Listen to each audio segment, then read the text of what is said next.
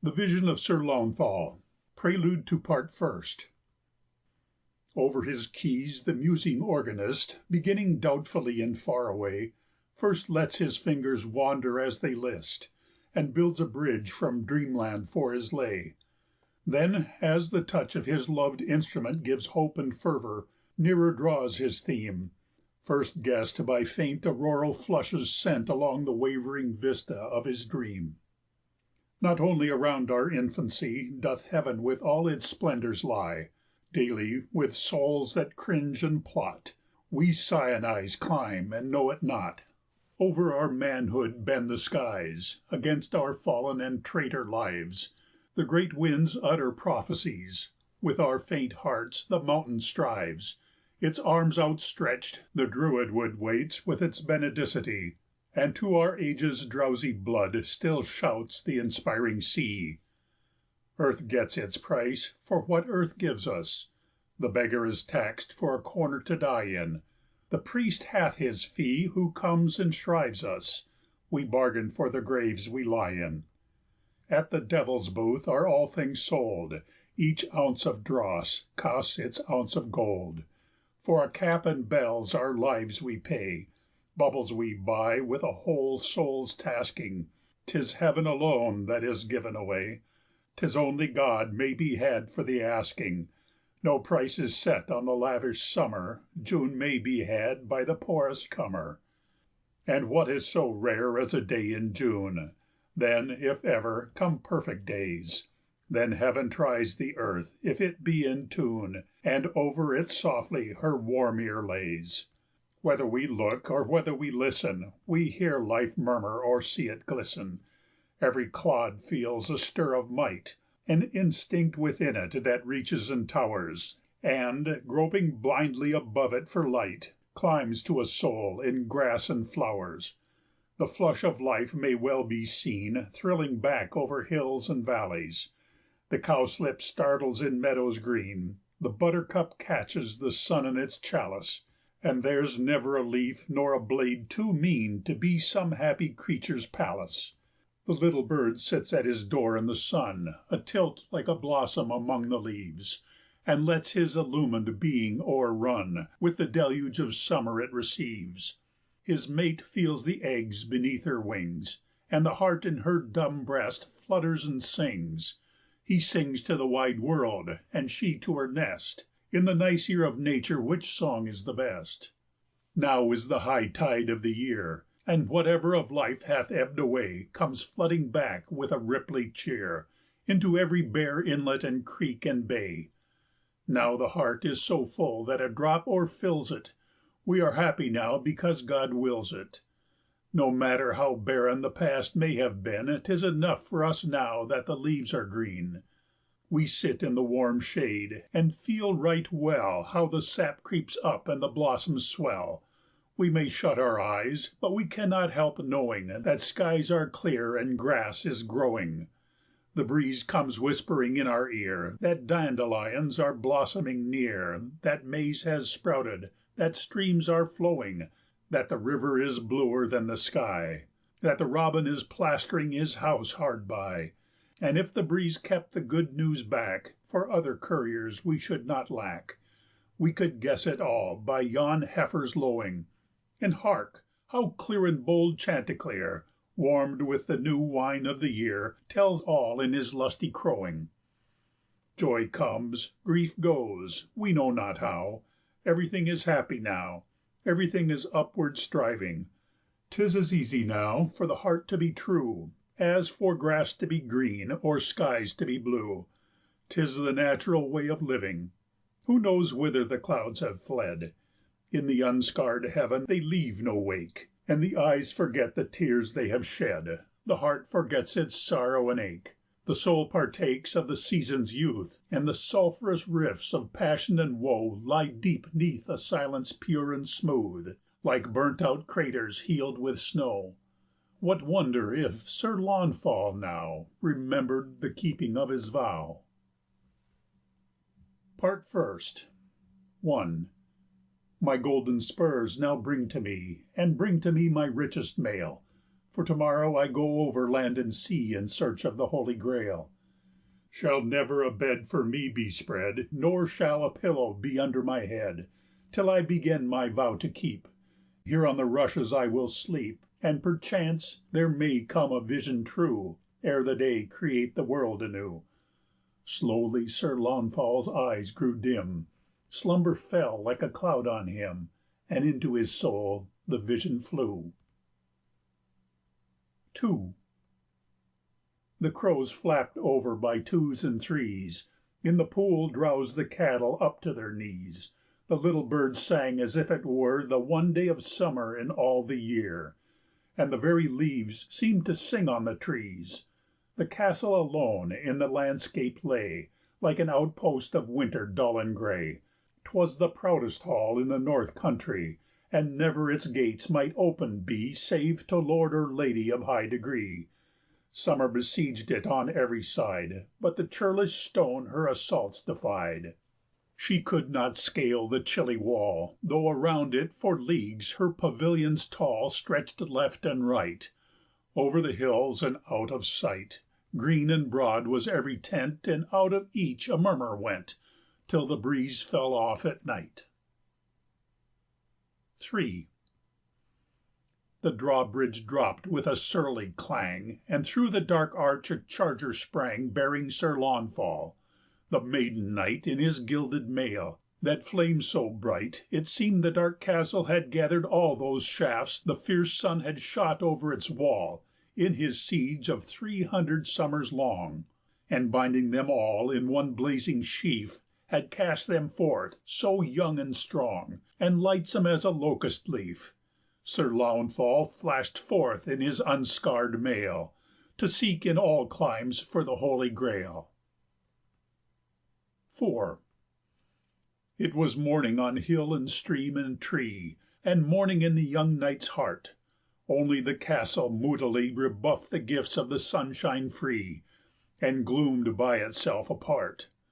The season brimmed all other things up, full as the rain fills the pitcher plant's cup. 5.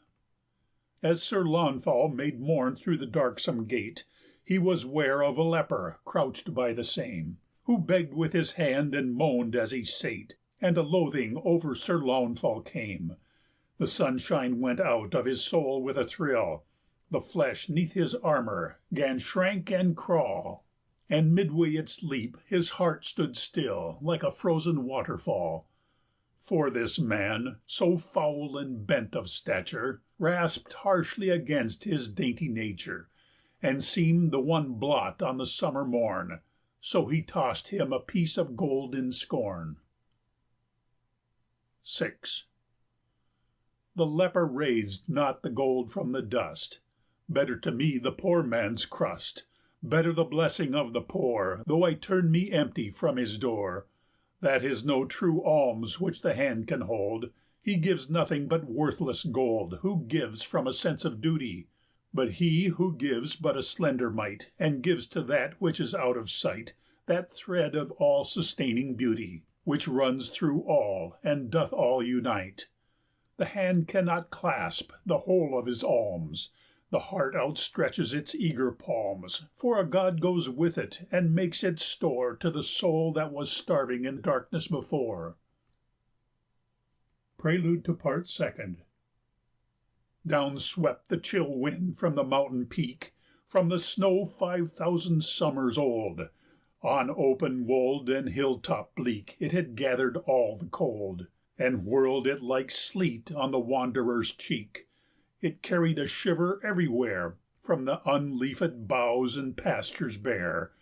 The little brook heard it, and built a roof, 'neath which he could house him winter-proof.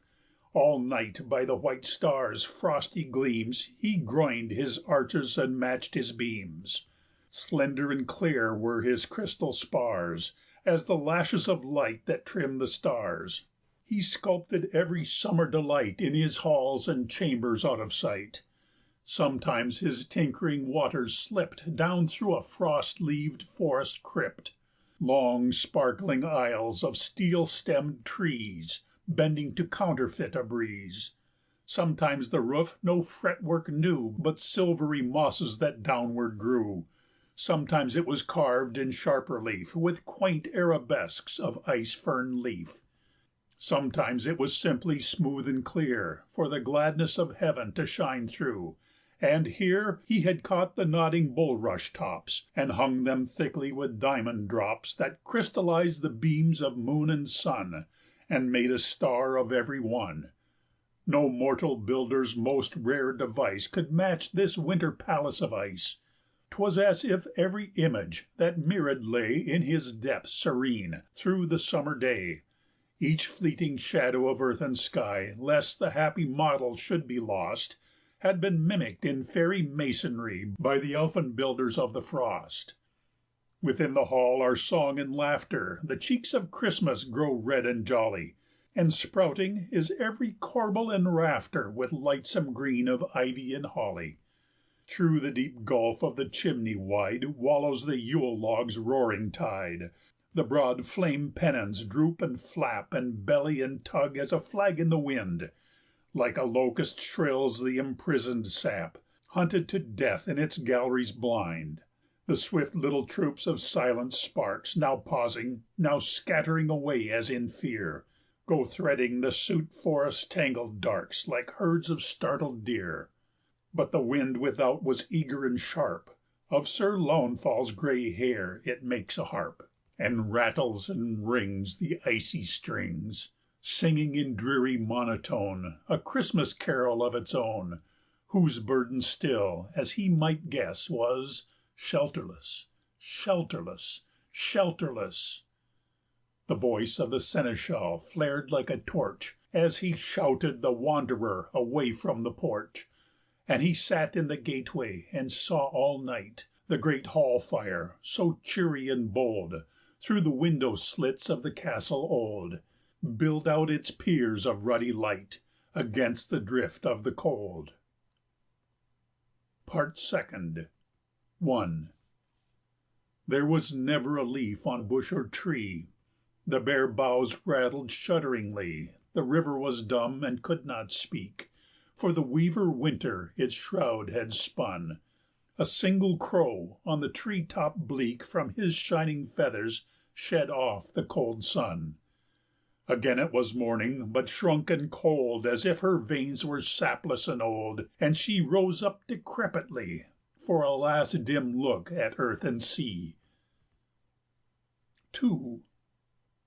Sir Launfal turned from his own hard gate for another heir in his earldom sate. An old bent man, worn out and frail, he came back from seeking the Holy Grail. Little he recked of his earldom's loss, no more on his surcoat was blazoned the cross, but deep in his soul the sign he wore, the badge of suffering and the poor. 3.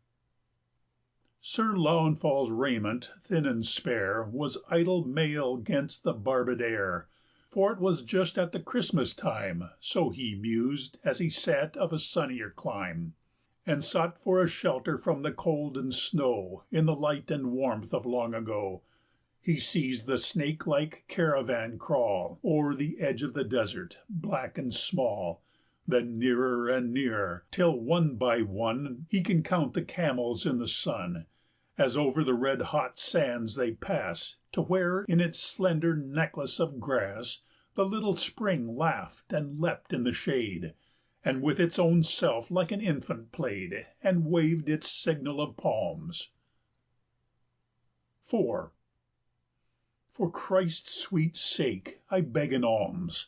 The happy camels may reach the spring, but Sir Launfal sees only the gruesome thing, the leper, lank as the rain-blanched bone, that cowers beside him, a thing as lone and white as the ice isles of northern seas, in the desolate horror of his disease.